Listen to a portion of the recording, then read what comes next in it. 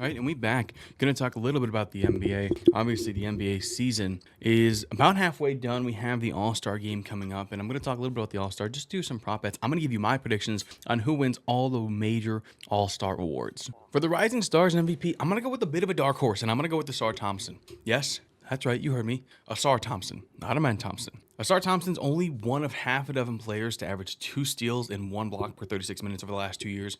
Minimum 50 games played. I'm reading that right off a stat sheet, so excuse me. He's a chaotic force, and I think he's going to thrive in the up-tempo, sped-up, unstructured environment of the Rising Stars game. Obviously a high-level athlete. He's got high-level motor. He should produce a lot of highlights, and highlights are key to getting an MVP, especially in a game like this. To me, the only thing that might get in his way is the playing time. Obviously, he does have playing behind Bilal Coulibaly, Scoot Henderson, and his brother, Amen Thompson. But I think if he takes matters into his own hand, racks up steals, runs the floor, dominates transition, he has a legit chance at not only standing out, but taking home the MVP. Next up, the Skills Challenge. I know this is an award that's got a unique format, or not a unique format, a unique team. We got the Team Rook, which is Alex Sarr and Zachary Sachet, taking on the hometown team of Draymond Green and Moses Moody, and the star power of Evan Mobley and Donovan Mitchell of the Cleveland Cavaliers. So these are the only two that aren't on the same team. Now, why would I pick that? Obviously, Draymond Green, Moses Moody, vets. At least Draymond is. Moses is, I think, going on to his 4th year. Mobley, not necessarily a vet, but more of a star. Donovan Mitchell, for sure, superstar. So these guys might not take the event as serious. And I'm not saying that the Team Rooks will, but I think they have the most to prove for sure. Both of them have the ability to grab and go. They can put the ball on the floor. They can pass. They can dribble. They can rebound. And Sarr can do it at a pace most 7-footers can't, and that's going to help him in this. At the end of the day, there's a chance that they both, because again, I'm looking at it here, Sarr shoots 31%, Shay 31% from deep. Chance they just get stuck on the jumper and that kills them. But if they don't, take a chance on the youth and the exuberance of the rookies, and that's what I'm going to do. 3-point contest, Darius Garland. Damian Lillard I'm going with Darius Garland, obviously. Damian Lillard is going for his 3rd consecutive 3-point contest. The only person to ever do that, besides what would be him, is Larry Bird when he won the first 3.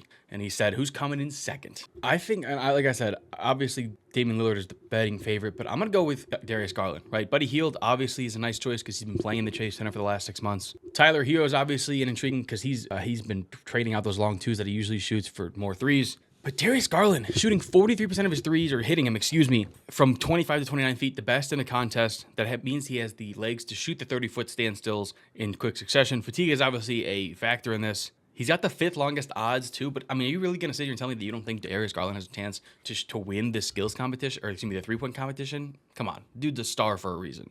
And recent games, he has really let the ball rip from deep, and that's just something that's a bonus for me. The dunk contest, listen, it would be very easy for me to pick Mac McClung.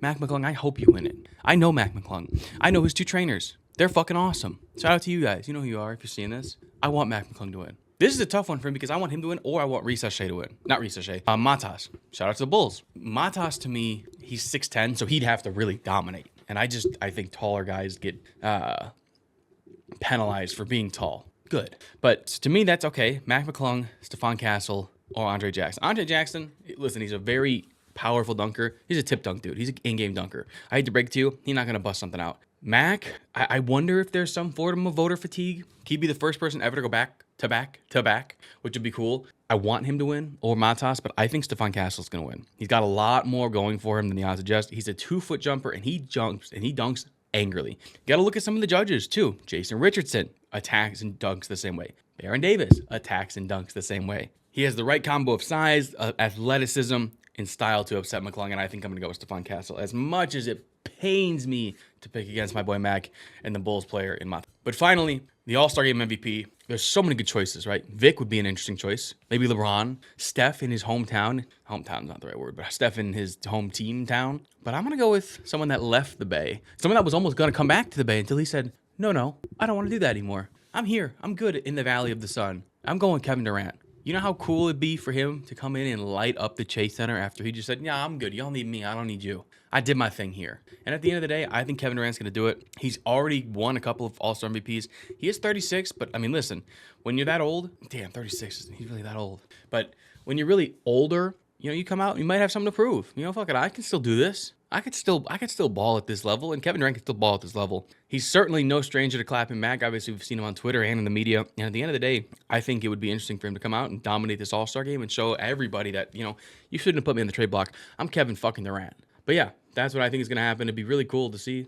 I'm excited for All-Star Weekend. All-Star Weekend's always a very fun festivity. It would have been cool to see that three-point shootout with, Steph and Sabrina Ionescu and maybe Caitlin Clark and Clay, but unfortunately we're not getting that this year. But let me know down below what you think is going to happen at NBA All-Star Weekend. Be sure to comment down below anything else you want to see me do. Make sure to like and subscribe. And YouTube thinks you're going to like this video. Find out if they're right.